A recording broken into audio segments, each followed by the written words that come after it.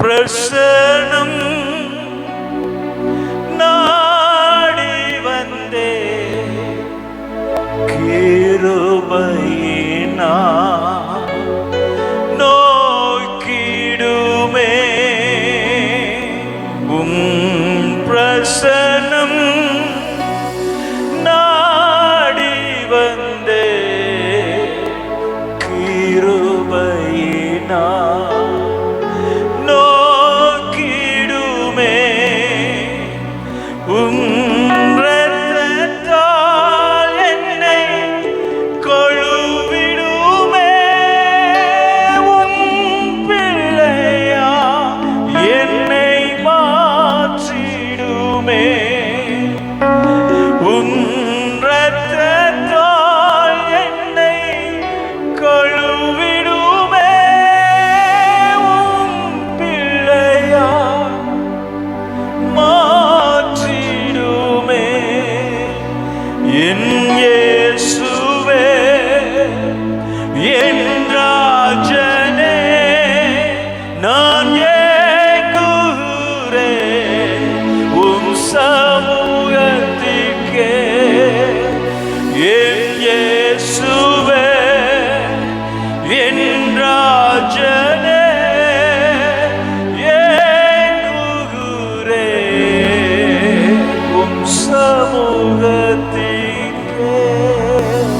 பரலோகத்தில் உண்மை இல்லாமல்களுக்கு வேற யாரும் உண்டு? பூலகத்தில் உண்மை தவிர எனக்கு வேறு ஒரு விருப்பம் இல்லை. எங்கள் இருதயம் உம்முடைய பிரசன்னத்துக்காக இயங்குகிறது, உம்முடைய கிருபைக்காக இயங்குகிறது, உம்முடைய வழிநடத்துதலுக்காக இயங்குகிறது. உம்முடைய சத்தத்தை கேட்கிறதற்கு எங்கள் இருதயத்தை நாங்கள் இந்த வேலையில் உமக்கு நேராக திருப்புகிறோம்.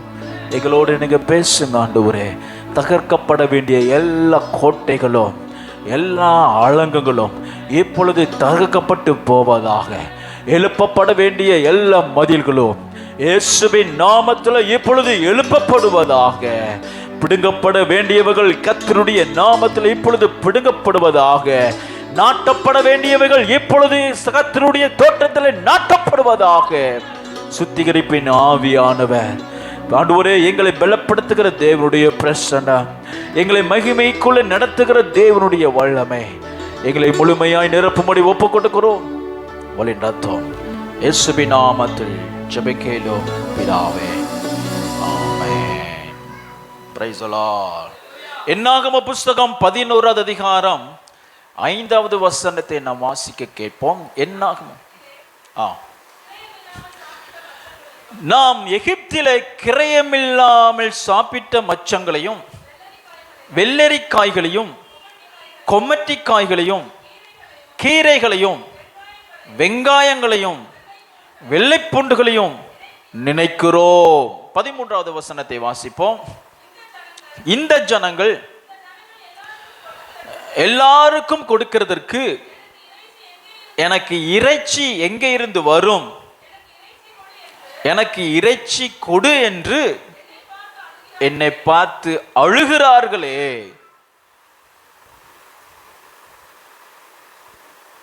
12வது வசனத்தை வாசிப்போம்.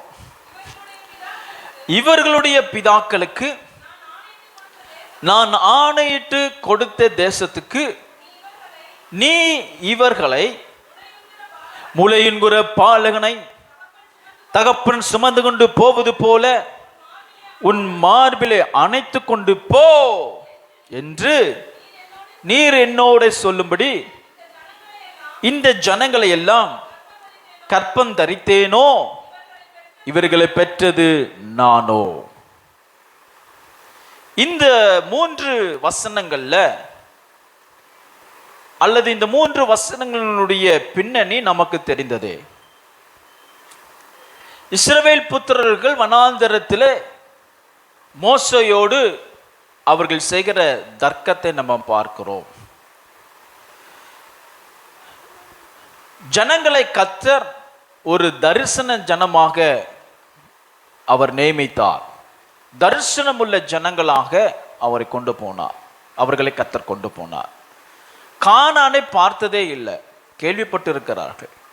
ஆனால் கானான் தேசத்திற்கு நான் கொண்டு போகிறேன் அப்படிங்கிற ஒரு தரிசனத்தை கர்த்தர் அவருடைய ஊழியக்காரனாகிய மோசேக்கு தந்து, அவர்களை உன் மார்பிலே அணைத்து கொண்டு போகிற ஒரு பாலகனை போல நீ கொண்டு போனோம் என்று சொல்லி ஒரு தரிசனத்தை தலைவனுக்கு தந்து, ஒரு தலைவனை ஏற்படுத்தி ஜனங்களை கொண்டு போகும்படிக்கு கர்த்தர் கொண்டு வருகிறார். இடைப்பட்ட நாட்களில பிரயாணத்தின் இடையில இங்கே இஸ்ரவேல் புத்திரர்கள் எகிப்தில் நாங்கள் கொண்டிருந்த காரியங்களை நாங்கள் நினைக்கிறோம் அப்படின்னு சொல்லி மோசையோடு அல்லது தரிசனம் உள்ள ஒரு தீர்க்க தரிசியோடு அவங்க சொல்லுகிற வார்த்தையை நம்ம பார்க்கிறோம். தரிசனமுள்ள தலைவனும் தரிசனமில்லாத ஜனங்களும் என்கிற தலைப்புல ஒரு சில காரியங்களை நாம் ஆராய்ந்து பார்த்து நாம் ஜெபித்து கடந்து போவோம். தரிசனமுள்ள தலைவனுக்கு தரிசனமில்லாத ஜனங்கள் இருப்பார்கள் என்று சொன்னால், அல்லது தரிசனத்தை இடையிலே இழந்த ஜனங்களாக இருப்பார் என்று சொன்னால், தேவன் அவர்கள் மீது கொண்டிருக்கிறதான கோபாக்கினையும் கோபமும் நியாய தீர்ப்பையும் அவர்கள் சந்திக்க போகிற பேரிழப்பையும் என்னாகமம் 11 அதிகாரத்தில் நாம் வாசிக்க முடியும். நீங்க வீட்டில் போய் நீங்க வாசித்து பாருங்க. தரிசனத்தை மோசே ஜனங்களுக்கு தருகிறான். இந்த பிரயாணத்தினுடைய நோக்கம் என்ன? செங்கடலை கடக்கிறதின் நோக்கம் என்ன? என்னுடைய சத்தத்திற்கு நீங்க கீழ்ப்படுகிறதின் நோக்கம் என்ன என்று சொல்லி தெளிவாக தரிசனத்தை தருகிறான். எல்லா ஜனங்களும் அந்த தரிசனத்திற்கு ஆமோதித்து பிரயாணத்தை அவர்கள் ஏறெடுக்கிறார்கள். பாதியில வந்தவுடனே அவர்கள் எதை நினைக்கிறார்கள் என்று சொன்னா, வெள்ளரிக்காய்களையும் கொம்மட்டிக்காய்களையும் கீரைகளையும் எவ்வளவு ஒரு கீழ்த்தரமான எண்ணத்துக்கு போயிட்டாங்கன்னு சொன்னோம்னா, இது வாசிக்கும் போது எனக்கு சிரிப்பே வந்துடுச்சு. வெங்காயங்களையும், நம்ம ஊர்லலாம் சொல்லுவாங்க, நான் சொல்ல விரும்பலை. அப்படின்னா என்ன அர்த்தம் அப்படின்னா, வெரி லோ கிரேடு, அப்படித்தானே? வெரி லோ கிரேட், கீழ்த்தரமான. நாங்க வெங்காயத்தை நினைக்கிறோம். ஸ்தோத்திரம். தரிசனத்தை இல்ல, வெங்காயத்தை நினைக்கிறோம். தரிசனத்தை இல்ல, கொம்மட்டிக்காய்களை நினைக்கிறோம்.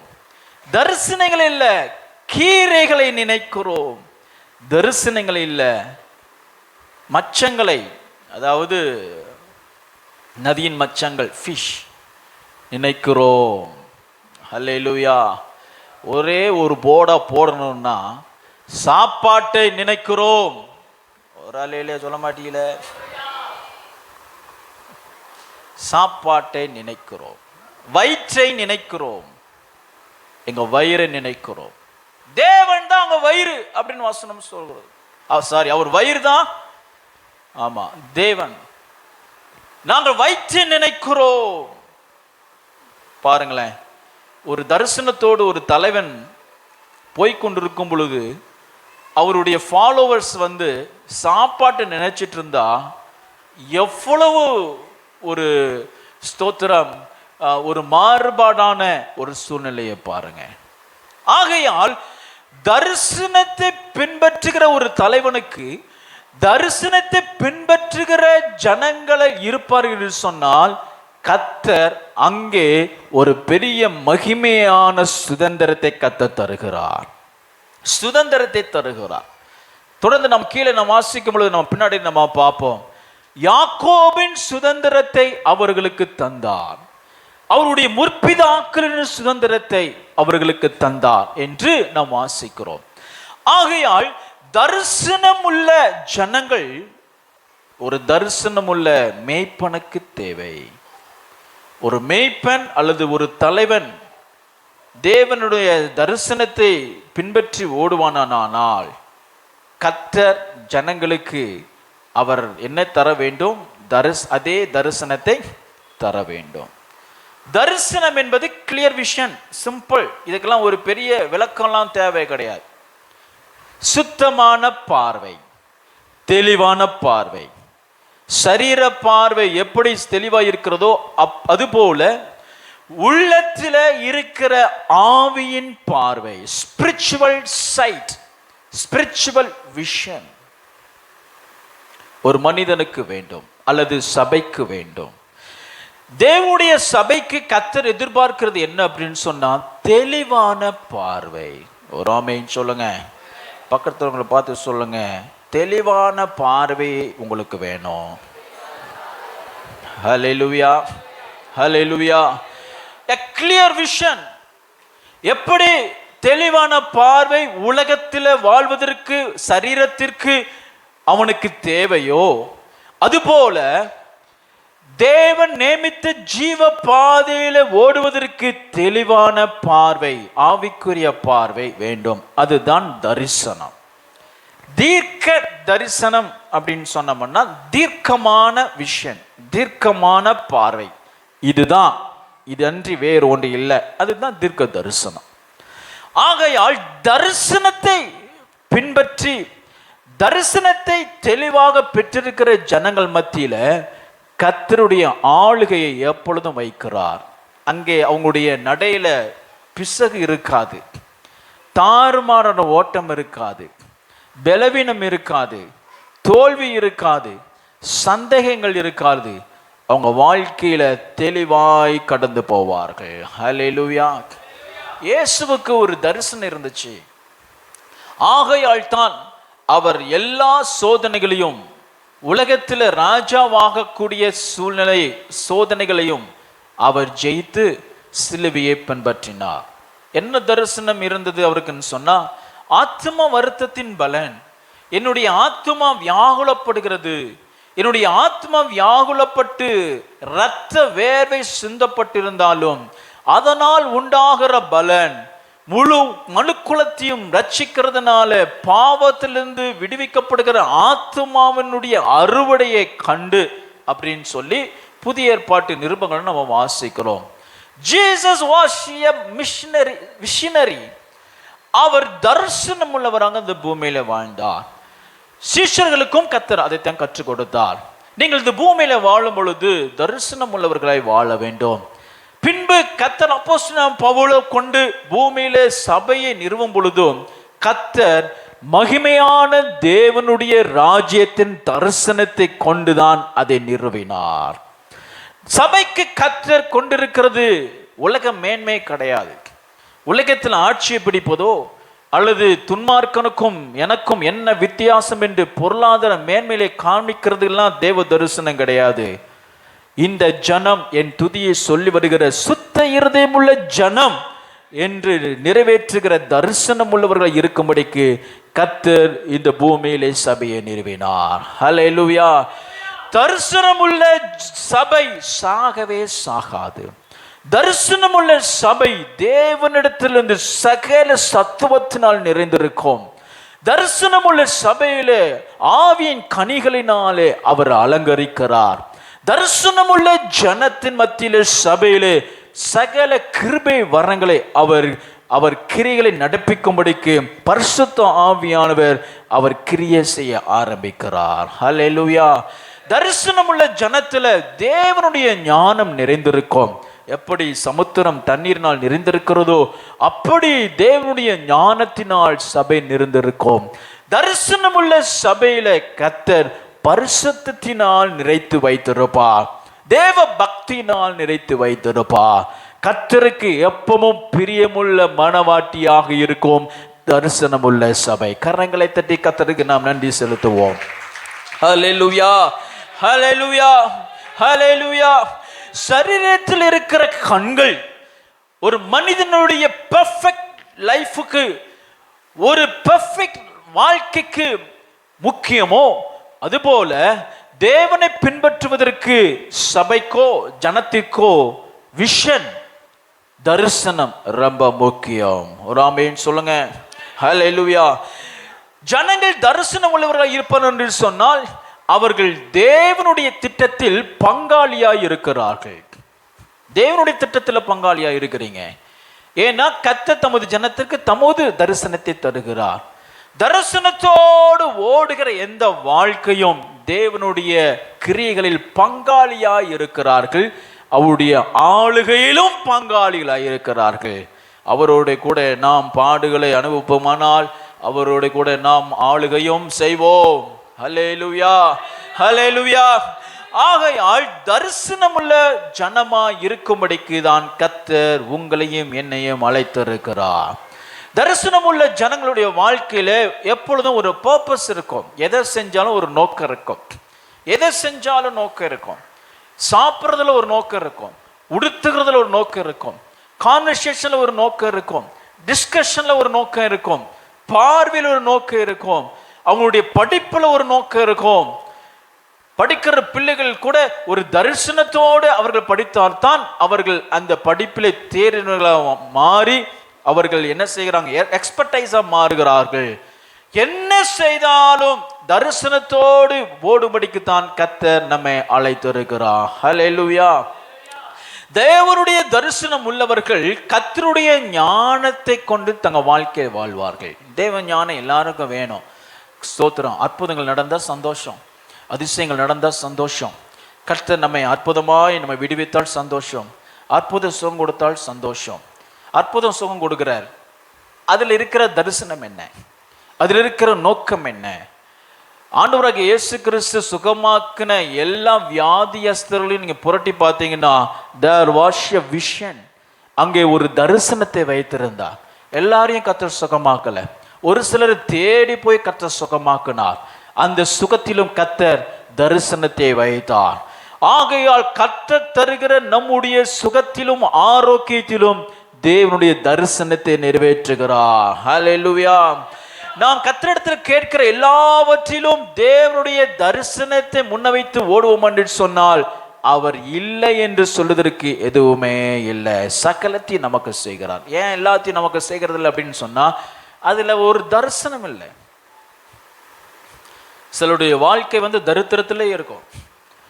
ரட்சிக்கப்பட்டு எத்தனை வருஷம் ஆனாலும் குறைவிலே வாழ்ந்துட்டு இருப்பாங்க. Because they follow Christ aimlessly, a visionless life. தரிசனம் இல்லாத வாழ்க்கையில கிறிஸ்துவை பின்பற்றுகிறதுனால அவர்களுக்குள்ள எந்த ஒரு மாற்றத்தையும் காண முடியாது, எந்த ஒரு ஜெயத்தையும் காண முடியாது. போன வருஷத்துல நீங்க வளர்ந்த எல்லா வாழ்க்கையிலும் நான் உங்களுக்கு சொல்லுகிற ஊழியக்காரனாக, if you are running with the vision of God, தேவனுடைய தரிசனத்தோடு நீங்க ஓடுகிறவர்கள் சொன்னார், போன வருஷத்துல உங்களுடைய வாழ்க்கையை பார்க்கிலும் இந்த வருஷத்துல எல்லா கோணங்களிலும் கர்த்தர் ஒரு பெரிய டிரான்ஸ்ஃபர்மேஷனை கர்த்தர் தந்தருவார். ஹல்லேலூயா. மாறுதலை தந்தருவார். ஜெபமா இருந்தாலும் சரி, அது உங்களுடைய தனிப்பட்ட வாழ்க்கையில உங்களுடைய தேவைகள் சந்திக்கப்படுகிறதாலும் சரி, A to Z கர்த்தர் உங்களுடைய வாழ்க்கையில மாறுதலை தருவார். ஹல்லேலூயா. தரிசனம் இல்லை அப்படின்னு சொன்னா ஸ்தோத்திரம், மற்றவங்க கையை தான் நம்ம ஏங்கிக்கிட்டு இருக்கணும். யாராவது தரமாட்டாங்களா, யாராவது செய்ய மாட்டாங்களா அப்படின்னா நம்ம வாசித்தோம்ல, கீரை கிடைக்காதா, வெங்காயம் கிடைக்காதா, மச்சங்கள் கிடைக்காதா, கறி கிடைக்காதா? ஸ்தோத்திரம். விஷன்லெஸ் பீப்புள், தரிசனம் இல்லாத ஜனங்கள். தரிசனம் உள்ள ஜனங்கள் சாப்பாடு இருக்க இல்லையோ அவர்களுடைய வாழ்க்கை கம்பீரமாயிருக்கும். உடுத்துறதுக்கு நல்ல உடை இருக்க இல்லையோ அவங்க இருதயத்துல தரிசனத்தினால் கிடைக்கிற சமாதானத்தினால் நிரப்பப்பட்டு இருக்கும். ஹல்லேலூயா, ஹல்லேலூயா. ஆகையால் தரிசனம் உள்ள ஜனங்கள் தான் மனுஷரை பார்ப்பாங்க. ஏய் மோச இங்க வாயா, கறி குடியா அப்படின்னா என்ன அர்த்தம் அப்படின்னா தரிசனம் இல்லை. They missed the vision of God. Hallelujah. கானானை விட வெள்ளரிக்கா பெருசா மாறிடுச்சு. ஆபிரகாம், ஈசாக்கு, யாக்கோபுக்கு கர்த்தர் கொடுத்த சுதந்திரத்தை பார்க்கிலும் கொம்மட்டிக்காய் பெருசா மாறிடுச்சு. கங்காணியா இருக்கிறவன் இழிவான ஆதாயத்தை தேடாதவனும் அப்படின்னு வசனம் சொல்லுகிறது. கங்காணின்னு சொன்னோம்னா லீடர்ஷிப்ல இருக்கிறவன். லீடர்ஷிப்புக்கு மாத்திரம் இல்லை, இது எல்லா கர்த்தருடைய பிள்ளைகளும் பொருந்தும். ஒரு ஆமென் சொல்லுங்க. ஹல்லேலூயா. ஆமா, பொங்கப்படி போய் வரிசையில் கொடுத்தா வாங்கிக்கோங்க, ஸ்தோத்திரம், அதுல தப்பு கிடையாது. ஆனா பொங்கப்படி கொடுக்கலையே ஒளிக ஒளிக ஒளிக ஒளிகன்னு போராட்டம் பண்ணிட்டு இருக்கக்கூடாது. இல்லைவானா கர்த்தர் நம்மை பெரிய தரிசனத்தோட பூமியில வச்சிருக்கிறார். ஹல்லேலூயா. சமீபத்தில் ஒருத்தர் எனக்கு ஃபோன் பண்ணி ஒருத்தருடைய மரணத்தை குறித்து அறிவித்து அவங்க சொல்லிட்டு இருந்தாங்க, நம்ம வாழ்க்கையில் இனிமேல் சண்டையே போடக்கூடாது, யார்கிட்டையும் நம்ம சண்டை போடக்கூடாது, பகைக்கக்கூடாது. என்ன ஏன் அப்படின்னு சொன்னால், எப்படி இருந்த மனுஷன் எப்படி போயிட்டார் பார்த்தீங்களா? ஹேண்ட்ஸம் காய், ஸ்மார்ட் ஃபெல்லோ, ஐடி கம்பெனியில் பயங்கர ஹைக்கில் இருந்த ஒரு மனுஷன், அவரை போய் மரண படுக்கையில் பார்க்கும் பொழுது மூக்கிலேருந்து ரத்தம் வருது, தலையெல்லாம் புண்ணு, சரீரம் நாறுகிறது.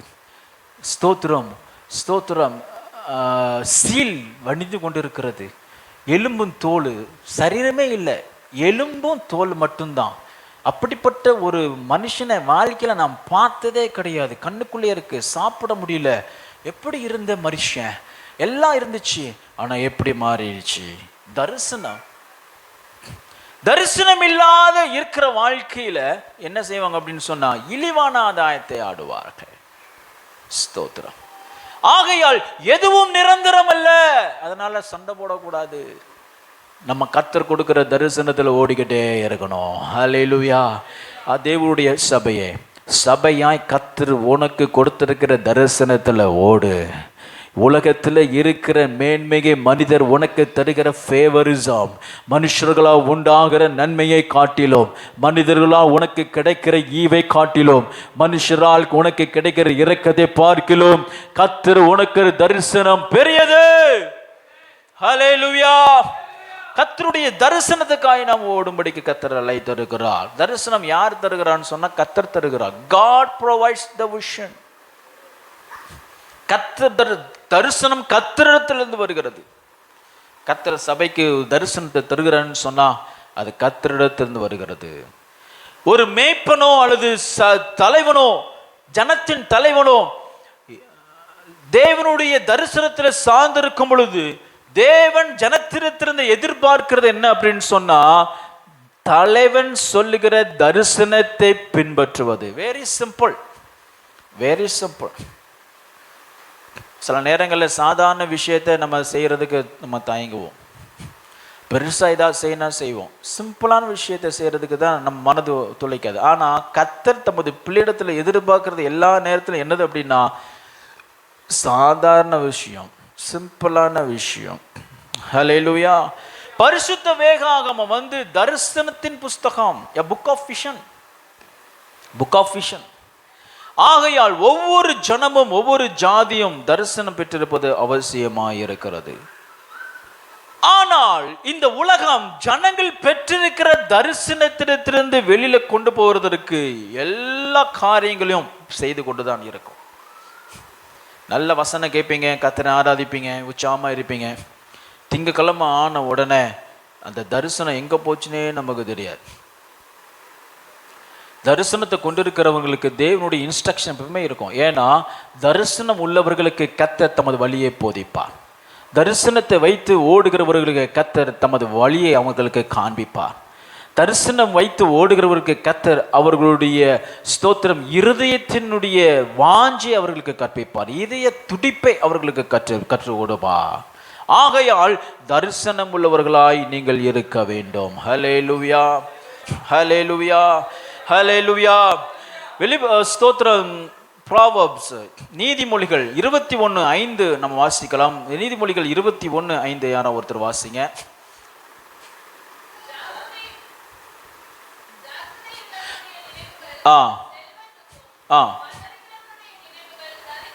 ஜாக்கிரதை உள்ளவனுடைய நினைவுகள் அல்லது விஷன், தரிசனம் உள்ளவனுடைய நினைவுகள். தரிசனம் உள்ளவன் தான் ஜாக்கிரதையாக இருப்பான்.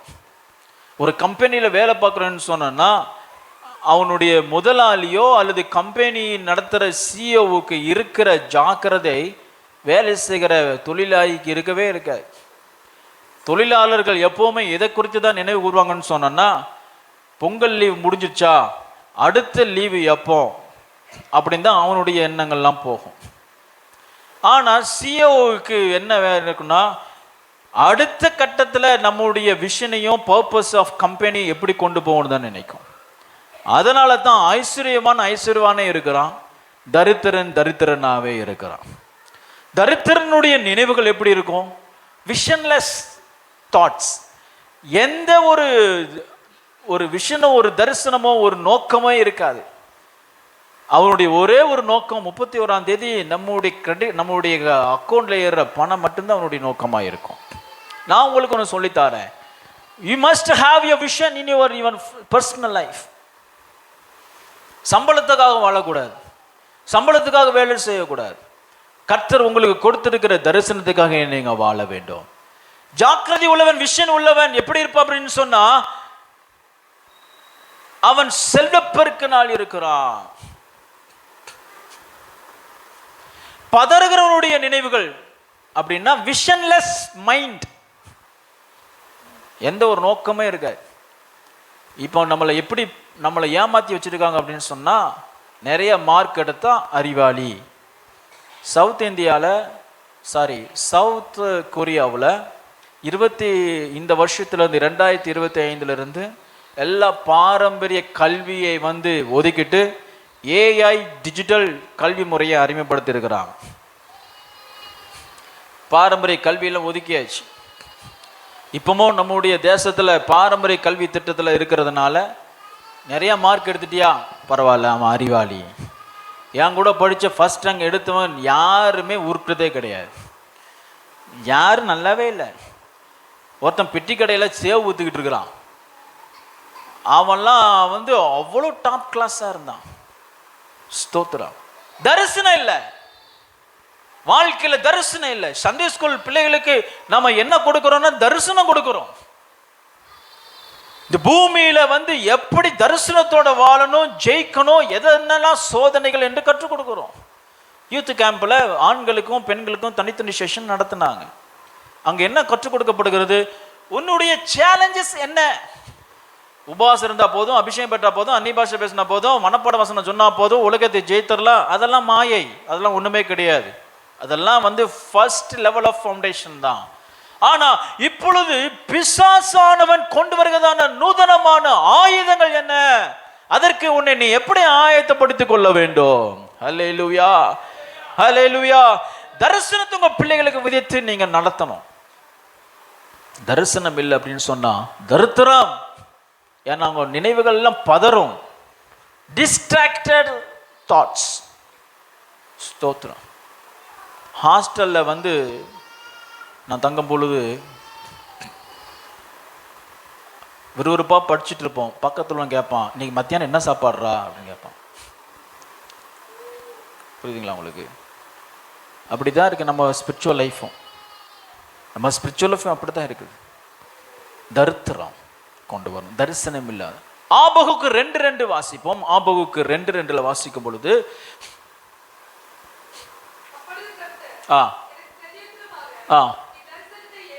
தரிசனத்தை நீ எழுதி வரையணும், ஷேர் பண்ணு. மற்றவங்கள் நீங்கள் தரிசனத்தில் ஓடுகிறீங்கிறதை காணணும். ஒவ்வொருத்தரும் உங்களை பார்க்கும் பொழுது உங்களுடைய வாழ்க்கையில you are woman of vision, man of vision. என்ன விஷன்? தேவன் தந்திருக்கிற விஷன். கர்த்தர் உங்க குடும்பத்துக்கு கொடுத்ததான தரிசனம் என்ன?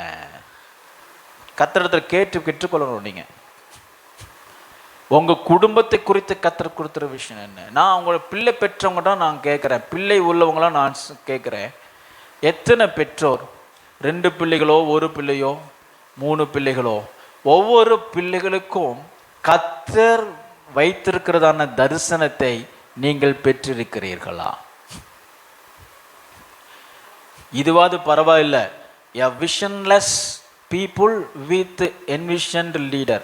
அதாவது தரிசனமுள்ள தலைவனும் தரிசனம் இல்லாத ஜனங்களும் கூட ஓரளவு தப்பிச்சு கொண்டு போயிடலாம். அப்படித்தான் நடக்குது. ஆனா யோசித்து பாருங்க, தலைவனுக்கும் தரிசனம் இல்லை, ஜனத்திற்கும் தரிசனம் இல்லைன்னா அவங்க எங்க போய் தான் முட்டுவாங்க?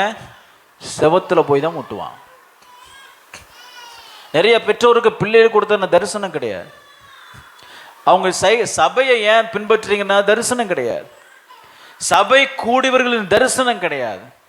ஊழியம் செய்ய தரிசனம் இல்லாததினால அவர்கள் அநேக நன்மைகளை இழக்கிறார்கள். ஹல்லேலூயா, ஹல்லேலூயா. நாம் பின்னாடி வருவோம். என்னாகுமா 11 அதிகாரத்துல எகிப்தில நாங்க கிரயம் இல்லாமல் அப்படின்னா என்ன அர்த்தம் அப்படின்னு சொன்னா, நாங்க இப்ப கிரயம் செலுத்த வேண்டியதா இருக்குது. என்ன வேணாலும் ஜெபம் பண்ணி தான் பெற்றுக்கொள்ள வேண்டியது இருக்குது. தண்ணி வேணும்னா ஜெபம் பண்ணணும், உணவு வேணும்னா ஜெபம் பண்ணணும், ஸ்தோத்திரம் மன்னா வேணும்னா காலையில் அதிகாலையில வெயில் வர்றதுக்கு முன்னாடி வெளியில போய் பிறக்கணும். அதுல வேற ஏகப்பட்ட கண்டிஷன். நாளைக்கு வைக்க கூடாது, வச்சா புழுத்துரும்,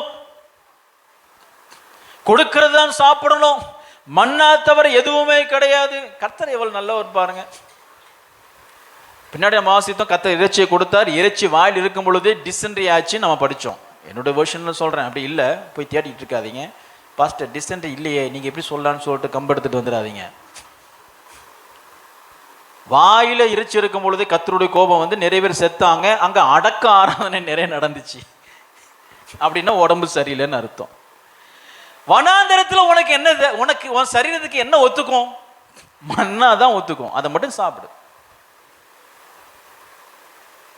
நம்ம சங்கீதம் வாசித்தோம் பாத்தீங்களா? நம்ம பார்வையில் எங்க இருக்கும் தெரியுமா? அப்படியே போய்கிட்டே இருக்கும் பொழுது பக்கத்து வீட்டுக்காரன் மேல பார்வை போகும். கூட பிறந்தவன் நல்லா இருக்கான்னு நீ நல்லா இருக்கியா இல்லை கேட்கறதுக்கு ஃபோன் பண்றதை பார்க்கிலும் நீ எவ்வளவு நல்லா இருக்கேன்னு தெரிஞ்சுக்கிறதுக்கு தான் சொந்தக்காரங்களாம் என்ன செய்யறான், ஃபோன் பண்ணுறான். ஒருத்தர் இருக்காரு, என்கிட்ட கேட்பார், அப்புறம் அப்புறம் என்ன என்ன செஞ்சுருக்கிய, என்ன வாங்கியிருக்கிய, இப்படி இருக்கிய அப்படின்னு சுற்றி சுற்றி பேசுவார். நான் எப்படி வளர்ந்துருக்கேன்னு டெஸ்ட் பண்ணுறது. ஒரு உலகத்தை போட்டிருக்கதை நான் வாசித்தேன்.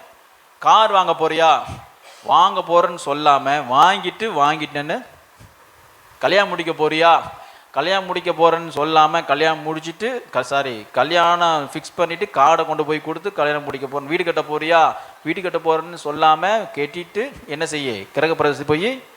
ஆமாம், அவ்வளோ நல்ல ஜனங்கள் மத்தியில் வாழ்ந்துட்டு இருக்கிறோம். உலகத்தானுக்கே அந்த அறிவு இருக்குது. ஒரு வீடு கட்டுறான்னா சுற்றி அடைச்சிட்டு தான் வீட்டை கட்டுறான். உள்ளே நடக்குது எதுவுமே வெளியே தெரியவே கூடாது. ஸ்தோத்திரம். அப்படிப்பட்ட மக்கள் மத்தியில் இருக்கிறோம். கிரயம் இல்லாம நான் சாப்பிட்டோம். ஆனா இப்ப எல்லாத்துக்கும் கிரயம் செலுத்த வேண்டி இருக்கு. நல்ல ஆண்டவர் தானே, உபவாச ஜெபம் இல்லாம நன்மை செய்ய மாட்டாரா? ஜெபம் பண்ணாம கிடைக்காதா? இவங்களுடைய எண்ணங்கள் ஏன்னா அவங்களுடைய தரிசனத்தை இழந்துட்டாங்க. விஷன் எப்பொழுது உங்களை விட்டு போயிடுச்சுன்னு என்பதற்கு அடையாளம் என்ன அப்படின்னு சொன்னா, நீங்க பழைய வாழ்க்கையை நினைப்பீர்கள். இவங்கெல்லாம் எகிப்தில் உள்ள வாழ்க்கையை நினைச்சாங்க. எப்போதெல்லாம் பழைய நினைவுகள் உங்கள்கிட்ட வருகிறதோ அப்போதெல்லாம் விஷன் உங்கள்கிட்ட விட்டு போய்விட்டு தரிசனம் உங்கள்கிட்ட இது போயிடுச்சுன்னு அர்த்தம். அந்த காலத்தில் அப்படி இருந்தோம், அப்படி நாங்கள் ஊழியம் செஞ்சோம், நாங்கள் அப்படி செஞ்சோம், நாங்கள் இப்படி செஞ்சோம். பழைய பேச்சு, பழைய வார்த்தைகள், பழைய புராணங்கள், பழைய சிஸ்டம், ஓல்டு சிஸ்டம், எப்படி இருந்தோம், இதெல்லாம் தரிசனத்துக்கு நம்ம கொண்டு போகாது. ஒரு ஆமேன்னு சொல்லுங்க. ஓல்டு ஒயின், பழைய திராட்சரசம், பழைய திராட்சரசம் என்ன செய்யாது, உங்களை தரிசனத்துக்கு கொண்டு போகவே முடியாது. பழைய திராட்சரசம் வந்து உங்களை மயக்க பண்ணுமே தவிர உங்களை புத்துணர்ச்சி ஆக்காது. புதிய திராட்சரசம் என்ன செய்யும், உங்களை புத்துணர்ச்சி உண்டாக்கும். பழைய திராட்சரசம் என்ன செய்யும், உங்களை புளிப்பாக்கி மதிமயக்கி உங்களை வந்து என்ன செய்யும், ஸ்தோத்திரம், போதைக்கு தான் கொண்டு போகும். ஸ்பிரிச்சுவல் போதை, ஸ்தோத்திரம், ஸ்பிரிச்சுவல் ஆவிக்குரிய போதை. அப்படின்னா என்ன அர்த்தம் அப்படின்னு சொன்னா, அப்படியே நிறைந்து எல்லாம் தெரியும். நாங்கள் கொண்டிருக்கிற அந்த ஆவிக்குற அனுபவத்தை இந்த உலகத்தில் ஒருத்தனும் பெற்றிருக்கவே முடியாது. இப்போ புதிதாக ரசிக்கப்பட்ட ஊழியக்காரங்க எவாஞ்சலிஸ்ட்லாம் எவ்வளோ ஒரு மகிமையான ஊழியத்தை செய்கிறாங்க. சமீபத்தில் ஒரு சாட்சியை கேள்விப்பட்டேன். கோடம்பாக்கத்தில் குப்பை பொறுக்கிட்டு இருந்தவனை கர்த்தர் ரட்சித்து எப்படி மகிமையான ஊழியத்தில் எடுத்து பயன்படுத்துகிறார். இப்படிப்பட்ட அநேக புதிய திராட்சரசம் உண்டு, புதிய தரிசனங்கள் உண்டு, புதிய பலன் உண்டு, புதிய கிருபைகள் உண்டு. கர்த்தர் அவ்வப்போது இந்த உலகத்திலே நாம் சந்திக்கிற எல்லா சவால்களையும் போராட்டங்களையும் ஜெயிப்பதற்கு கர்த்தர் நம்மை புதிய திராட்சரசத்தினால் நிரப்புகிறார். பழைய திராட்சரசத்தை நினைக்க கூடாது, கீரையை நினைக்க கூடாது, வெங்காயத்தை நினைக்க கூடாது. அல்லேலூயா. ஓல்டு ரிலேஷன்ஷிப், தேவனுடைய தரிசனத்தை மறக்க செய்கிறது. இன்னொரு முக்கியமானது என்ன தெரியுமா? பழைய ரிலேஷன்ஷிப். கல்யாணமாகி 10-15 வருஷம் கழிச்சு தான் நினைப்பாங்க, அவளை கல்யாணம் பண்ணியிருந்தா எப்படி இருந்திருக்கலாம், சார் இவனை கல்யாணம் முடிச்சிருந்தா எப்படி இருந்திருக்கலாம். ஓல்டு ரிலேஷன்ஷிப் தரிசனத்தை உங்களை விட்டு எடுக்கும். ஒரு ஆமென் சொல்லுங்க. ஓல்டு குட்னஸ், பழைய நன்மைகள். கானான் தேசத்தில் நீ போற நன்மையை காட்டிலும் பழைய நன்மைகள் பெருசா தோணும். எகிப்து, உலகத்தை நினைக்கிறது, இவைகள் எல்லாம் என்ன செய்யும்? தரிசனத்தை விட தூரமாக்கி போகும். ஒரு ஆமென் சொல்லுங்க. இதெல்லாம் எனக்கு வேண்டாம், எனக்கு இறைச்சி வேணும். Flesh, selfishness, self satisfaction. சமீபத்தில் நான் யோசித்துக்கிட்டு இருந்தேன், ஸ்தோத்ரா, இந்த ஃபுட்டியா இருக்கிறவங்க, நிறைய சாப்பாட்டு இருக்கிறவங்க வந்து வயிற்றுக்கு சாப்பிடாம, வசனமே அப்படி தான் சொல்லுறது, அவங்க வயிற்றுக்கு சாப்பிடாம எதற்கு சாப்பிட்றாங்க? நாக்குக்கு சாப்பிட்றாங்க. அநேகருடைய சாப்பாடு எதுக்கு இருக்கும் அப்படின்னா நாக்குக்கு சாப்பிடுவான். வயிற்றுக்கு சிறிது இயப்படும் அப்படின்னு நம்ம முன்னாடி உள்ளவங்கெல்லாம் சொல்லி வச்சிருக்கிறாங்க. தரிசனம் என்ன அப்படின்னா வயிற்றுக்கு சாப்பிட்றது தான், நாக்குக்கு கிடையாது. Selfish, self satisfaction.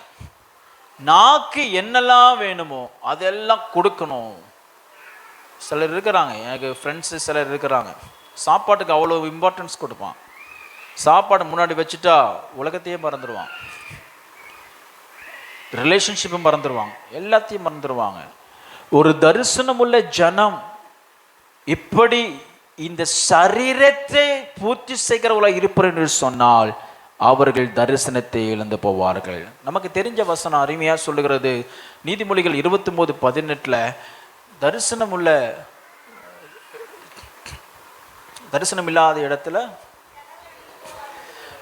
இல்லாத இடத்தில் ஜனங்கள் சீர்கட்டு போவார்கள். நல்லா கவனிங்க.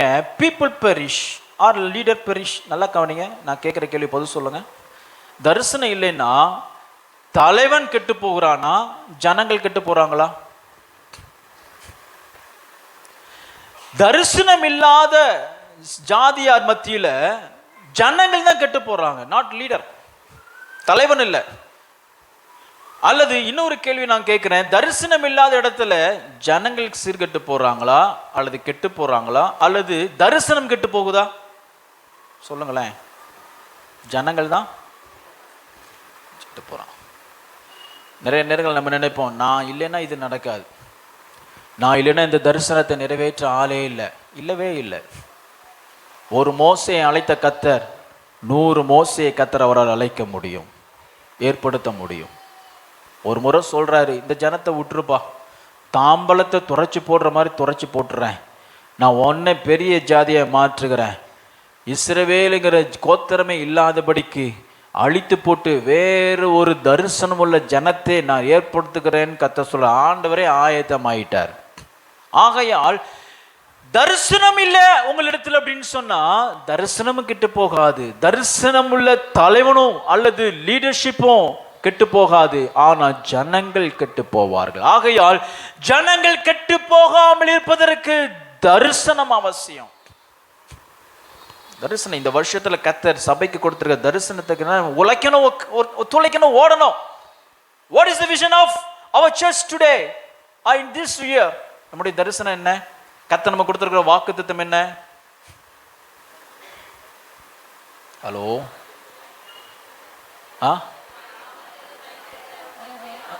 ஆரோக்கியம் தான் நம்முடைய தரிசனம். கரங்களை தட்டி ஆண்டவருக்கு நன்றி செலுத்துங்க. பிரைஸ் அல்லாஹ். ஆரோக்கியத்தை கட்டுவதும் ஆரோக்கியத்தை மேன்மைப்படுத்துவதும் ஆரோக்கியம் உண்டாகும்படி உழைப்பதும் ஆரோக்கியத்திற்காக ஊழியம் செய்வதுதான் நம்முடைய சபை தரிசனம். அல்லேலூயா. ஒருவருக்கொருவர் ஆரோக்கியத்தை உண்டாக்குவதே உங்களுடைய தரிசனம். ஆரோக்கியத்துக்கு நேராக ஓடுவதே நம்முடைய தரிசனம். ஆரோக்கியத்தை கெடுக்கிற எல்லா காரியங்களையும் சரி செய்து ஆரோக்கியத்துக்கு நேராய் பிரயாசப்படுவதே நம்ம தரிசனம். ஹல்லேலூயா. God can change people but not the leader. நிறைய நேரத்தில் தலைவனை மாத்திட்டு சந்தோஷமா இருக்கும், பாஸ்டர் மாத்தினா சந்தோஷமா இருக்கும், அல்லது மாறிடும், அல்லது ஸ்தோத்திரம் லீடர்ஷிப்பை மாத்திட்டா மாறிடும். மாறவே மாறாது. ஏன் அப்படின்னு சொன்னா, வேதத்தின்படி ஒரு தலைவனை மாற்றி போகிறதுனால அங்கே எந்த ஒரு மாற்றத்தை கொண்டு வரவே முடியாது. God can change people but not the leader. God can change people but not the mission. தேவன் தரிசனத்தையோ தலைவனையோ மாற்றவே மாட்டாரு, ஜனங்களுடைய இருதயத்தை தான் கர்த்தர் மாற்றுவார். This is biblical. இது சத்தியம். ஹல்லேலூயா, ஹல்லேலூயா. ஆமாம். ஸோ பாஸ்டர் மாற்றிட்டா அது மாறிடும், லீடர்ஷிப் மாற்றிட்டா அது மாறாது. தேவசித்தம் மாறாது, அவருடைய தரிசனம் மாறாது. ராமேன் சொல்லுங்க. ஹல்லேலூயா. ஆகையால் எப்பொழுதும் தேவன் எதிர்பார்க்கிறது என்ன அப்படின்னு சொன்னா, தலைவனுடைய நம்மை நடத்துகிற மேய்ப்பனுடைய தரிசனத்தோடு ஓடுகிற ஜனங்களை உருவாக்குவதே தேவனுடைய தரிசனமாய் இருக்கிறது. என்னாகுமா 11:12 மோசே லீடருக்கு கொடுத்த தரிசனம் என்ன அப்படின்னு சொன்னா, நீ எங்க கொண்டு போ, இந்த ஜனத்தை கானானுக்கு கொண்டு போ அப்படின்னு தரிசனத்தை தர்றாரு. ஆனா இஸ்ரவேல் புத்திரர்கள் கொண்ட தரிசனம் என்ன அப்படின்னு சொன்னோம்னா, என்ன தரிசனம்? எகிப்துக்கு போகிறதுக்கு வேற ஏதாவது வழி இருக்கா, அல்லது எகிப்துல கிடைக்கிறதெல்லாம் இங்க கிடைக்குமா, எகிப்துல வாழ்ந்தது போல நாங்க வாழ முடியுமா? தரிசனம் வேற. ஆகையால் அநேக நேரத்தில் சாந்த குணமுள்ள அந்த மோசையை விகாரமா மாத்தினதே யார் அப்படின்னு சொன்னா, தரிசனம் இல்லாத ஜனங்கள். தரிசனம் இல்லாத ஜனங்களிடத்துல என்ன உண்டாகும் அப்படின்னா, கன்ஃபியூஷன் உண்டாகும். தரிசனம் இல்லாத இடத்துல என்ன இருக்கும் அப்படின்னு சொன்னா, மிஸ் அண்டர்ஸ்டாண்டிங் உண்டாகும். மோசே ஒன்று சொல்லுவான், கடகோடியில் ஒருத்தன் சொல்லுவான், எங்கள் ஊர் பக்கத்தில் ஒரு கிராமம் உண்டு, அங்கே அங்கெல்லாம் எனக்கு ஃப்ரெண்ட்ஸ் உண்டு. டீச்சர் முன்னாடி இருந்து கிளாஸ் எடுக்கும்போது பின்னாடி இருந்து கேலி கூத்து கிண்டல், அவங்க ஒன்று சொன்னால் பின்னாடி இருந்து ஒன்று சொல்லுவோம். நான் சிறுவனாக இருக்கும்போது அதெல்லாம் நான் என்ஜாய் பண்ணிட்டு இருந்தேன், அவங்க கொடுக்குற கவுண்டர்லாம். ஆனால் அவங்களுடைய வாழ்க்கை பார்த்தீங்கன்னா, இப்போ பார்த்தீங்கன்னா மிகவும் ஒரு தரித்திரத்தில், மிகவும் ஒரு மோசமான நிலைமையில். டீச்சர் அங்கே சொல்லுவாங்க, எப்பா நல்லா படிக்கணும்ப்பா அப்படின்னு சொன்னால், இங்கேருந்து ஒரு கவுண்டர், இப்படிலாம் செய்யக்கூடாது அப்படின்னு சொன்னால், தரிசனம் இல்லாத யாரெல்லாம் ஃபர்ஸ்ட் பெஞ்சிலேருந்து டீச்சர் சொல்றதெல்லாம் கேட்டாங்களோ அவங்கெல்லாம் வாழ்க்கையில் முன்னேறுறாங்க. இதுதான் விசுவாசிக்கும் சபைக்கும் கர்த்தர் எதிர்பார்க்கிறது. கர்த்தர் தரிசனத்தை தருகிறார் அப்படின்னா, ஒரு மேய்ப்பனுக்கு தரிசனத்தை தருகிறார்னா அது கர்த்தர் தருகிறார். அந்த தரிசனத்திற்கு ஆம் என்று ஒத்துழைக்கிறவர்களை கர்த்தர் மகிமையான வாக்குத்தத்தத்தை கொண்டு போய் சேர்ப்பார். கர்த்தர் அவருடைய படுகிற பலனை புசிக்கும்படி அவர்களுக்கு கர்த்தர் வாக்களித்து தருவார், அனுமதி தருவார். ஒரு ஆமேன் சொல்லுங்க. இல்லைன்னா மிஸ் அண்டர்ஸ்டாண்டிங். இந்த 11 அதிகாரத்தில் வாசித்து பார்த்தீங்க அப்படின்னு சொன்னா, வசனம் சொல்லுகிறது, இறைச்சி அவங்க வாயில் இருக்கும் பொழுது கர்த்தருடைய கோபம் அவர்கள் விரோதமாக வந்துடுது, கர்த்தருடைய அக்கினி அவர்களை பட்சித்தது, அவர்களுடைய கடைசியில் இருக்கிற ஒரு சிலரை பட்சித்தது. கடைசினா யாருன்னு தெரியுமா? those who are having misunderstanding about the vision. மிஸ் அண்டர்ஸ்டாண்டிங்னா ஒன்றும் இல்லை, அவங்க சொந்த இன்டர்பிரிட்டேஷன். தரிசனம் இல்லாத ஜனத்தின் இடத்துல சாத்தான் மிஸ் அண்டர்ஸ்டாண்டிங் வைக்கிறான், கயோஸ் அமளியை வைக்கிறான். தரிசனம் இல்லைன்னா அங்கே அமளி இருக்கும். மிஸ் டைரக்ஷன், இது ரொம்ப மோசமானது. மிஸ் டைரக்ஷன் அப்படி சொன்னா வேறு வழியா போகிறது. ஏன் இந்த வழிதான் போகணுமா? ஏன் இப்படித்தான் செய்யணுமா? இப்படி போனா தான் கானானுக்கு போலாமா? ஏன் இப்படி செய்யக்கூடாதா? Misdirection. ஸ்தோத்திரம். கன்ஃபியூஷன், ஜனங்களுக்குள்ளே கன்ஃபியூஷன். நாளை யோசித்து பாருங்க, ஒரு 10 பேருக்குள்ள 5 பேர் எஸ் 5 பேர் இல்லை அப்படின்னு சொன்னா அங்க என்ன உண்டாகும்? நல்லா கர்த்தரை பின்பற்றுகிறவங்களும் என்ன செய்வாங்க? சோர்ந்து போவாங்க. கன்ஃபியூஷன். எங்கெல்லாம் தரிசனத்தை இழக்கிறார்களோ அல்லது தரிசனம் இல்லாத ஜனம் இருக்கிறார்களோ அங்கே கிரேட் டிஸ்ட்ரக்ஷன், ஒரு பெரிய அழிவை நம்ம பார்க்க முடியும். எங்கெல்லாம் தரிசனம் இல்லாமல் ஜனங்கள் வாழுகிறார்களோ அங்கே என்ன இருக்காது? எந்த ஒரு நோக்கமும் இருக்காது. தீமை செய்து கூட நோக்கம் இருக்காது. எத்தனை பேர் உங்க வாழ்க்கையில தீமை செய்து கூட நோக்கம் இல்லாமல் இருந்திருக்காங்க தெரியுமா? நோக்கமே இருக்காது, அவன் தீமை செய்வான். நோக்கமே இருக்காது, நம்ம பத்தி பேசிக்கிட்டே இருப்பாங்க. அது செய்கிறது என்ன நோக்கம்? தீங்கு செய்து கூட நோக்கம் இருக்காது. எய்ம்லெஸ், அவங்க லைஃபே எய்ம்லெஸ் தான் இருக்கும். பிரைஸ் அல்லாஹ், ஹல்லேலூயா. ஆனால் தரிசனம் உள்ள தலைவனை பின்பற்றுகிறவர்கள் அவர் என்ன செய்யறாங்க? அவர்களுக்கு என்று கர்த்தர் நியமித்த பாதையில ஒவ்வொரு நாளும் முன்னேறி கொண்டே இருப்பார்கள். கானான் அவர்களை நெருங்கி கொண்டே இருக்கும். தண்ணி இல்லாட்டாலும் முறுமுறுக்க மாட்டாங்க. தண்ணி இல்லாட்டாலும் பரவாயில்ல, நடக்கிற மட்டும் நடப்போம். செத்து போவோமே, நடக்கிற மட்டும் போவோம். கர்த்தருக்கு உண்மையா இருக்கிற வரைக்கும் இருப்போம். விஷன் உள்ள ஜனங்கள் மத்தியில கர்த்தர் அவர்களுக்கு அடைய வேண்டிய தேசத்தை கொண்டு வர அவர்களை கொண்டு வருகிறார். Destiny, they reach the destiny.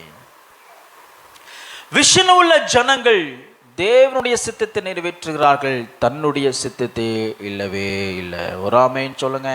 Vision இல்லாத மக்களுடைய வாழ்க்கையுடைய நிலைமையை பார்க்கும் பொழுது ஏசாயா தீர்க்கதரிசன புஸ்தகம் 58வது அதிகாரத்தில் வாசிக்கும் பொழுது ஏசாயா 58:13 ஸ்தோத்திரம். ஏசாயா 58:13 இஷ்டமானதை செய்கிறவர்கள் தங்களுடைய விஷன் இல்லாதவர்கள். Vision is not doing what you please. உங்களுக்கு எது இஷ்டப்படுகிறதோ அதெல்லாம் விஷன், தேவனுடைய தரிசனம் கிடையாது. நல்லா புரிஞ்சுக்கணும். இது ஆவிக்குரிய உண்மை. அது எதெல்லாம் நமக்கு இஷ்டமா இருக்கிறதோ அதெல்லாம் தேவனுடைய தரிசனம் இல்லை. நம்ம இஷ்டப்படுறதெல்லாம் தேவனுடைய தரிசனம் இல்லை. விஷன் உள்ள ஜனங்கள், தரிசனம் உள்ள ஜனங்கள் என்ன செய்ய மாட்டாங்க? தன் இஷ்டப்படி செய்ய மாட்டாங்க. ஸ்தோத்திரம். அடுத்ததாக, உன் காலை விலக்கி அப்படின்னா என்ன அர்த்தம்? Keeping yourself away from visionless people. ரொம்ப முக்கியம். இது சபைக்கு ரொம்ப முக்கியம். சபைக்கு ரொம்ப முக்கியம். கர்த்தர் சொல்றாரு, கோரா கூட்டத்தை விட்டு விலகுன்னு சொல்றாரு. அங்க விஷன்லெஸ் பீப்புள் விட்டு ஓரமா வா, இங்க தள்ளி வா. தரிசனம் இல்லாத விசுவாசியோடு உங்க வாழ்க்கை தொந்திப்பா இருக்குன்னு சொன்னோம்னா உங்களுக்கு கர்த்தர் கொடுத்திருக்கிற தரிசனத்தை நீங்களே இழந்து போவீங்க. தரிசனம் உள்ளவர்களோடு நீங்கள் நம்ம வாசித்தோம்ல, அது எழுதி போடு, போகிறவர்கள் கடந்து போகிறவர்கள் வாசிக்கத்தக்கதாக ஷேர் பண்ணுகிற ஒரு ஆவிக்குரிய வாழ்க்கையுடன் இருப்பீங்கன்னு சொன்னோம்னா நீங்கள் பலப்படுவீர்கள். உன் காலை விளக்கணும். யாருக்கு விளக்கணும்? Keep yourself away from visionless people. ஆவிக்குரிய வாழ்க்கையில எந்த ஒரு ஸ்தோத்திரம் நம்பிக்கையும் இல்லாத, தரிசனம் இல்லாதவரோட உங்களை நீங்க காத்து கொள்ள வேண்டும். இந்த இடத்துல என்னாம் புஸ்தகத்துல 11 அதிகாரத்துல ஏன் இறைச்சி வேணும் அப்படிங்கிற சிந்தனையே வந்துச்சுன்னா காரணத்தை பரிசுத்த ஆவியானவர் அங்கே எழுதியிருக்கிறார். என்ன எழுதியிருக்கிறார் அப்படின்னு சொன்னா, அந்நியர்கள், அந்நிய ஜாதிகள் அவர்களுக்குள்ள வாசம் பண்ணதினாலே அவர்கள் இச்சை உள்ளவர்களாகி. யோசித்து பாருங்களேன். அந்நியர்களும் அப்படின்னா இந்த பிரயாணத்தில் யாரெல்லாம் இருக்கிறா? அந்நியர்கள் இருக்கிறாங்க. அதை பற்றி நம்ம அப்புறம் டிஸ்கஸ் பண்ணுவோம், விடுங்க.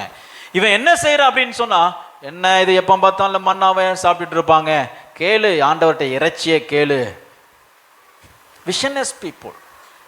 யார் இச்சைக்குள்ளாகி இறைச்சியை கேட்டு தேவனுடைய கோபாக்கினைக்குள்ளாகி கர்த்தர் கொடுத்த தரிசனத்தை இழந்தாங்கன்னு சொன்னா அந்நியர்களோடு துண்டிப்பாய் இருந்தவர்கள் அல்லது தரிசனம் இல்லாத ஜனங்களிடத்தில் கர்த்தர் உங்களுக்கு ஊழியத்தை கொடுத்துருக்கிறாருன்னா ஒரு நேர் கூட போட்டு போய்கிட்டே இரு. கர்த்தர் உங்களுக்கு கிருபையை தந்திருக்கிறாரு, ஒரு ஸ்தோத்திரம், ஒரு அனுபவத்தை கொடுத்துருக்கிறாருன்னா டிஸ்கஸ் பண்ணக்கூடாது. இது சரியா, நான் இப்படி செய்யலாமா, இப்படி செய்யக்கூடாதா, இதை டிஸ்கஷன் பண்ணவே கூடாது. கர்த்தர் உன்னை நடத்துறாருன்னு தரிசனத்தோடு உனக்கு உர்ஜிதம் படுத்திட்டாருன்னா கோடை போட்டு போய்கிட்டே இருக்கணும். உனக்கு தேவை கானானை போய் அடையணும். இடையில தரிசனம் இல்லாதவருடைய பேச்சை கேட்டு அவரோட தொந்திப்பாய் இருந்து அவரோட ஐக்கியமாய் இருந்து ஸ்தோத்திரம் சரீரத்தில் மாம்சத்தின் இச்சை உள்ளவர்களாகி இறைச்சிக்காக கர்த்தரிடத்தில் அழுது. ரொம்ப கேவலமான விஷயம் என்னன்னா, ஸ்தோத்திரம், இஸ்ரவேல் புத்திரர்கள் என்ன செய்யறாங்க, கூடார வாசல் இருந்து அழுதார்களாம். சாப்பாட்டுக்கு அழுகிற கூட்டம், தன்னுடைய சித்தத்தை நிறைவேற்றுகிற கூட்டம். ஸ்தோத்திரம். ஏன் என்னன்னா, அவர்களுடைய காலை என்ன செய்யவில்லை, தரிசனம் இல்லாத ஜனங்களிடத்திலிருந்து விலக்காததினாலே அவர்களை அந்நியர்கள் என்று கர்த்தர் சொல்றார். அடுத்ததாக, உன் வழிகளின்படி நடவாமலும் உனக்கென்று ஒரு தரிசனம் வைக்காமலும். உலகத்தை ஜெயிக்கணும், உலகத்தில் தேவனுடைய சித்தத்தை நிறைவேற்றணும் அப்படின்னு சொன்னா நம்ம இடத்துல என்ன இருக்கக்கூடாது, நமக்குன்னு ஒரு சித்தம் இருக்கவே. சின்ன வயசுலேருந்தே பழகிருங்க. புதுசாக ரசிக்கப்பட்டிருக்கிறீங்களா, இந்த வயசுலேருந்தே பழகிருங்க. என் சித்தம் இல்லை, உங்களுடைய சித்தத்தின்படி என்னை நடத்துங்க. ஒரு சின்ன சின்ன விஷயத்தில் கர்த்தருடைய சித்தத்தின்படி நடந்தீங்க அப்படின்னு சொன்னால் உங்கள் சித்தத்தின்படி நடவாமல் தரிசனம் உள்ள ஜனங்கள் தன்னுடைய வழியின்படி நடக்க மாட்டாங்க. அடுத்ததாக, சொந்த பேச்சு, personal interpretation of the vision of God. ஒரு தரிசனத்தை பெற்றுக்கொண்டு சொந்த இன்டர்பிரேஷன், சொந்தமா அதை விலக்கிக் கொள்வது, ஆசுவாசப்படுத்துகிறதுன்னு சொல்லுவாங்க. அவங்களையும் இப்படிதான், சரி அதான் இதுதான் இதனுடைய அர்த்தம். ஒரு ஆவிக்குரிய காரியத்தை உங்களுக்கு சொல்லிக் கொடுக்குறேன். விஷனை பார்த்தீங்களா, விஷனை கர்த்தர் உங்களுக்கு கொடுக்கும் பொழுது நீங்க என்ன புரிஞ்சு கொள்றீங்களோ அதுதான். To not share your vision with any one else. யார்ட்டையும் நீங்க வந்து விளக்காது. ஏன்னா அந்த தரிசனத்தை நிறைவேறக்கூடாதபடிக்கு அந்நிய விஷனை சாத்தான் கொண்டு வருவான். இங்க அதுதான் நடந்திருக்கு. ஆகையால் சொந்த பேச்சை பேசாமல் அப்படின்னு சொன்னா சொந்த இன்டர்பிரேஷன், சொந்த வியாக்கியானம், அது அப்படி இல்லை இப்படி இல்லை. ஒரு தரிசனத்தை கர்த்தர் கொடுக்குறாருன்னா 3 பேர்ட்டு கேட்டிங்கன்னா 3 பேரும் ஒவ்வொரு விதமாக தான் சொல்லுவாங்க. ஆக நமக்குள்ள குழப்பம் உண்டாகும், மிஸ்டைரக்ஷன் உண்டாகும். ஒரு ஆமென் சொல்லுங்க. ஏசாயா 58:14 வாசிக்கும் பொழுது, விஷன் உள்ள மக்கள் எப்படி இருப்பாங்க அப்படின்னு சொன்னா மன மகிழ்ச்சியா இருப்பாங்க. தரிசனத்தை கர்த்தர் உங்களுக்கு தந்தார்னா உங்களுக்குள்ள சமாதானத்தை அவர் தருகிறார். they delight themselves. அவங்களுக்குள்ள மன மகிழ்ச்சி. ஒரு ஆமென் சொல்லுங்க. சமாதானம் கிடைக்கும். உங்களுக்குள்ள சமாதானம் இல்லை, குடும்பத்தை குறித்து கலக்கம் இருக்கா, பிள்ளைகள் குறித்தான கலக்கம் இருக்கா, ஊழியத்தை குறித்தான கலக்கம் இருக்கா, சபையை குறித்தான கலக்கம் இருக்குதா, நீங்க தரிசனத்தை பெற்றுக்கிட்டீங்கன்னா கர்த்தர் அங்க சமாதானத்தை கொடுப்பா. அல்லேலூயா. எத்தனை பேர் லட்சக்கணக்கான மக்கள் பின்பற்றி வர்றாங்க, எத்தனை பேர் மோசேக்கு விரோதமாய் அவன் எழும்பி நின்னாலும் அவன் ஒரு போதும் கலங்காம நின்னது காரணம் அவனிடத்துல தேவனுடைய தரிசனம் இருந்தது. அல்லேலூயா. அவனுக்கு நிச்சயமான ஒரு ஆலோசனை இருந்தது. என்ன அப்படின்னு சொன்னா, நான் இல்லாவிட்டாலும் பரவாயில்லை, கர்த்தர் தந்த தரிசனம் இந்த ஜனங்களை நடத்தும்.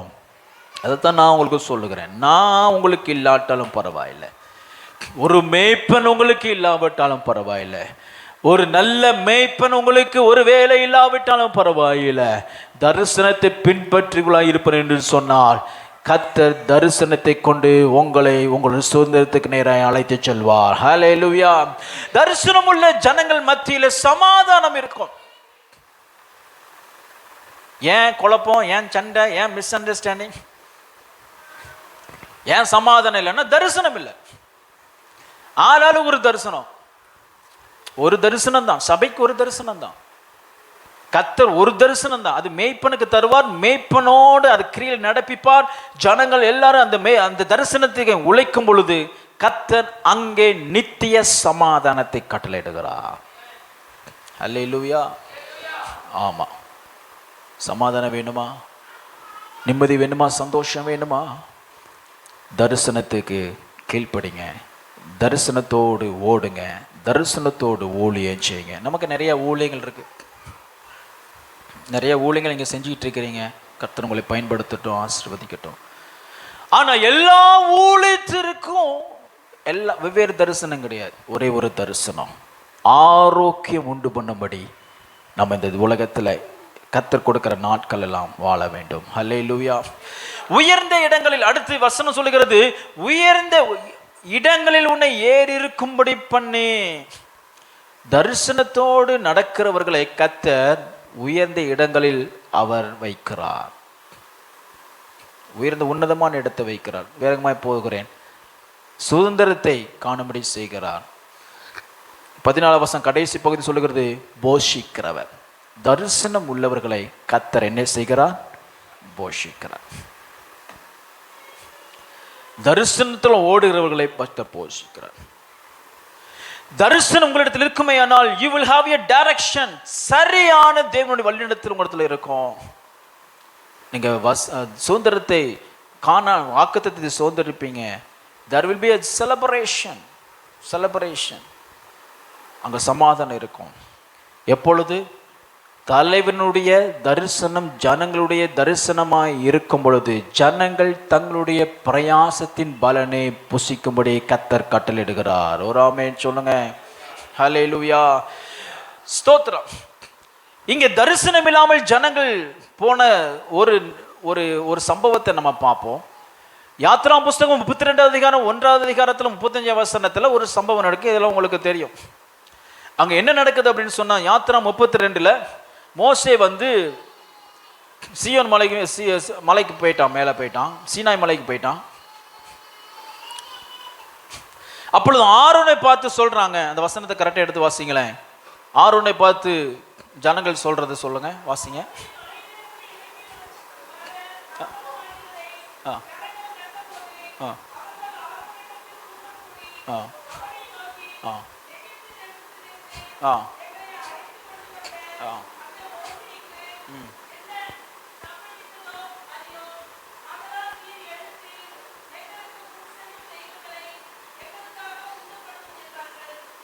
எங்களுக்கு முன்பாக கொண்டு செல்கிற ஒரு தரிசனத்தை உண்டு பண்ணு.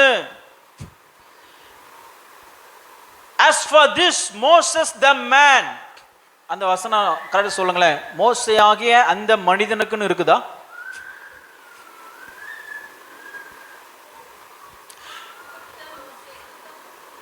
The Moses the man. இதுவரைக்கு இஸ்ரவேல் புத்திரர்கள், நீங்க வாசித்து பார்த்துக்கோங்க, இதுவரைக்கும் மோசே எப்படி பார்த்தாங்க அப்படின்னு சொன்னா ஒரு தீர்க்கதரிசியா பார்த்தாங்க. ஆனா இந்த இடத்துல மோசேஸ் த மேன், அந்த மனுஷனுக்கு என்ன நேரிட்டது? ஜனங்கத்துல விஷன் இல்லைன்னா தலைவன் எப்படி பார்க்க ஆரம்பிப்பாங்க? மனுஷனா பார்ப்பான், மனுஷியா பார்ப்பான். விஷன் இருந்துச்சுன்னா தலைவனை, லீடரை தீர்க்கதரிசியா பார்க்கறாங்க. இவர்கள் சொல்றாங்க, இந்த விஷயம் நம்பி போக முடியாது, இந்த தரிசனத்துல நம்பி போக முடியாது, என்ன ஆச்சுன்னு தெரியாது, விஷயம் கொண்டு வந்த தரிசனம் கொண்டு வந்து என்ன ஆனா நமக்கு தெரியாது. இப்பொழுது நமக்கென்று ஒரு தரிசனத்தை ஏற்படுத்து, விக்கிரகத்தை ஏற்படுத்து. இதை விட முக்கியமான கொடுமையான விஷயம் என்ன அப்படின்னு சொன்னா, தங்களுடைய தரிசனத்தை நிறைவேற்றுவதற்கு கர்த்தர் அவர்கள் காலமாக இஸ்ரவேல் புத்திரர்கள் எகிப்திலே பட்ட பாடுகளுக்கு வெகுமதியாக கொடுத்த பொன்னை சாக்ரிஃபைஸ் பண்ணாங்க, கிருபைகளை சாக்ரிஃபைஸ் பண்ணாங்க. தங்களுடைய இச்சையை நிறைவேற்றுவதற்கு, தங்களுக்கென்று ஒரு தரிசனத்தை நிறைவேற்றுவதற்கு தங்களுடைய கிருபைகளை பயன்படுத்தினாங்க. Do not use the gift of God. உங்களுடைய கிருபைகளை, உங்களுடைய விஷனை, உங்களுடைய தரிசனத்தை நிறைவேற்றுவதற்கு பயன்படுத்தாதீங்க. அது விக்கிரகம். தேவ தரிசனம் இல்லாமல் நமக்கென்று உண்டாக்குகிற எல்லா எண்ணங்கள், நம்ம வாசித்தோம் இல்லையா, நினைவு கூர்ந்தார்கள். நினைவுகள், that is their vision. அவருடைய நினைவுகள் எல்லாம் விக்கிரகம். ஒரு ஆமென் சொல்லுங்க. ஹல்லேலூயா. நினைவுகள் விக்கிரகம், நினைவுதான். ஒரு தரிசனத்துக்கு விரோதமாய், சபைக்கு விரோதமாய் நாம் கொண்டிருக்கிறதான தரிசனத்துக்கு விரோதமான கொண்டிருக்கிற நினைவுகள் அது விக்கிரகம். ஆகையால் பிரியமானவர்களே, கர்த்தர் நமக்கு ஒரு தரிசனத்தை தருவாரானால் அதற்கு நேராக நாம் ஓடுவோம். அதற்கு பிரயாசப்படுவோம், அதற்காக உழைப்போம். கர்த்தர் அப்பொழுது நமக்கு மேன்மையும் ஆசீர்வாதத்தையும் கட்டளையிடுகிறார். வெளிப்படுத்தின விசேஷம் 3:12 சொல்லப்பட்டிருக்கிறது. நீ நிர்பாக்கியம் உள்ளவனும் பரிதபிக்கப்பட்டவனும் தரித்திரனும் குருடனும் நிர்வாணியுமாய் இருக்கிறதை அறியாமல் நான் ஐஸ்வர்யவான் என்று திரவிசயம் பண்ணென்றும் எனக்கு ஒரு குறைவில்லை என்று சொல்லுகிறபடியால் deceiving yourself without vision. எல்லா பலவீனம் இருக்கு, ஆனா பலவீனம் இல்லை அப்படின்னு ஒன்னே ஏமாத்திட்டு இருக்கிறதுனால.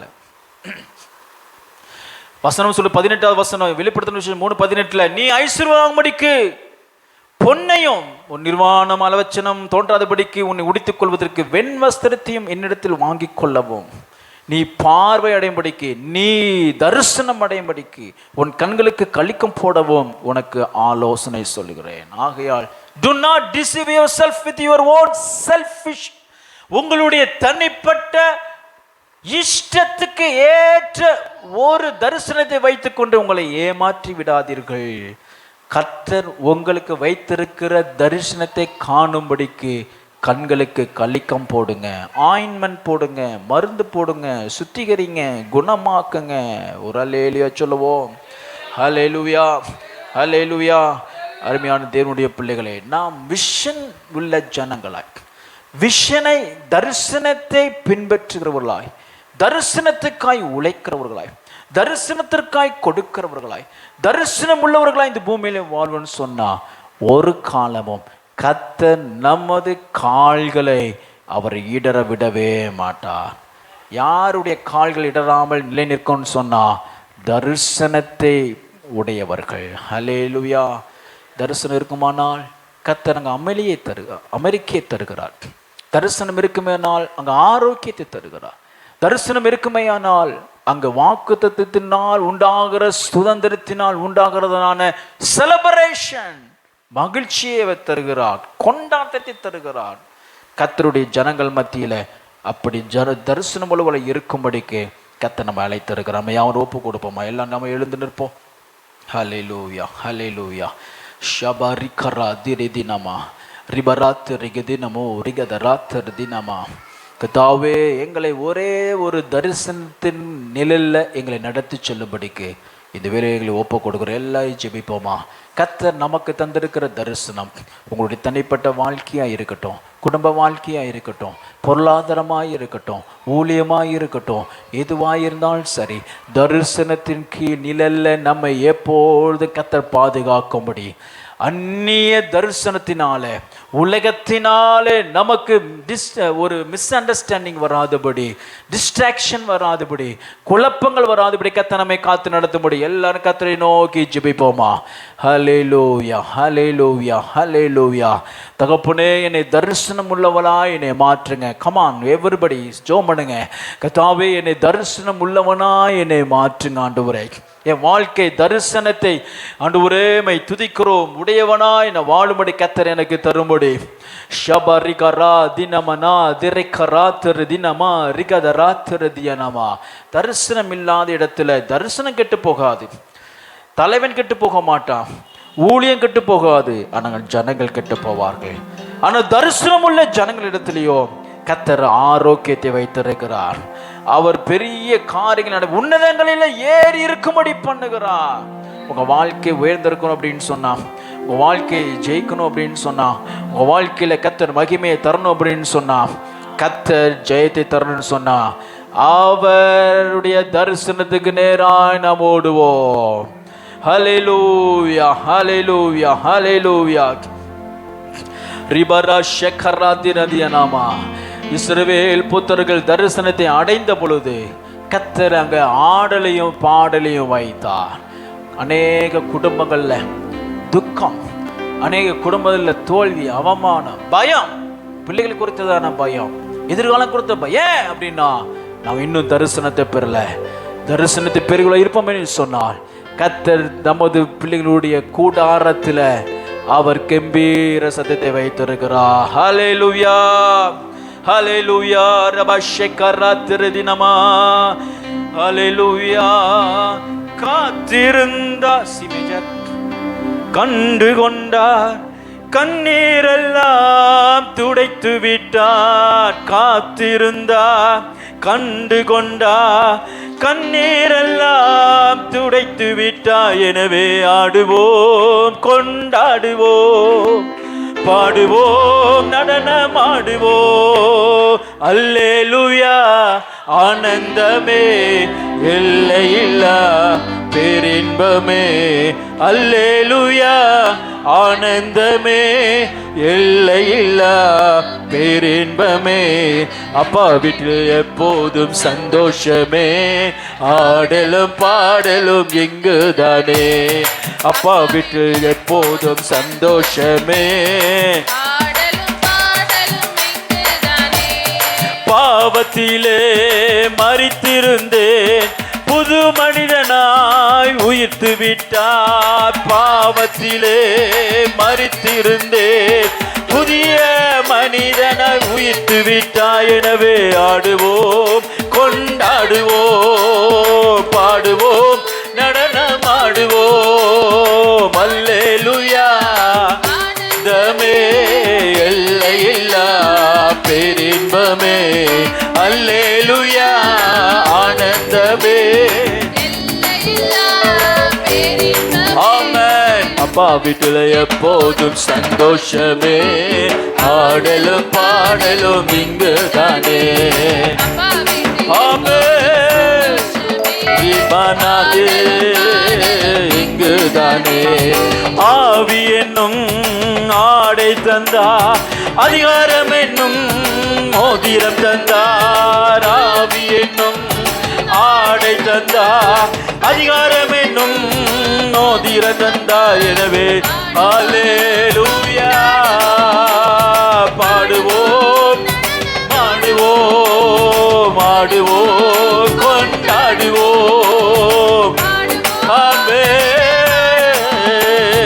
அல்லேலூயா, ஆனந்தமே, இல்லையில்லா. ஆமென். அல்லேலூயா, ஆனந்தமே, இல்லையில்லா.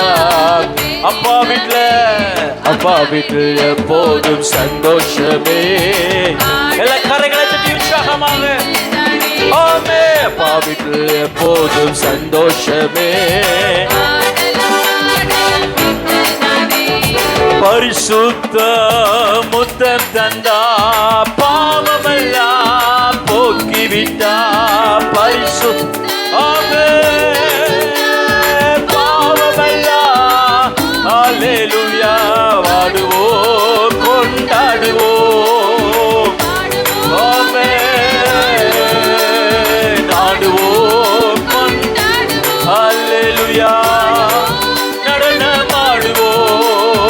அல்லேலூயா, ஆமென். ஜீசஸ், ஆமென். அல்லேலூயா, ஆனந்தமே, இல்லையில்லா. அப்பா வீட்டில் எப்போதும் சந்தோஷமே, பாடலும் பாடலும். ஆமென். பாடலும் பாடலும். கரைகளை கட்டி கர்த்தருக்கு நன்றி செலுத்துவோம்.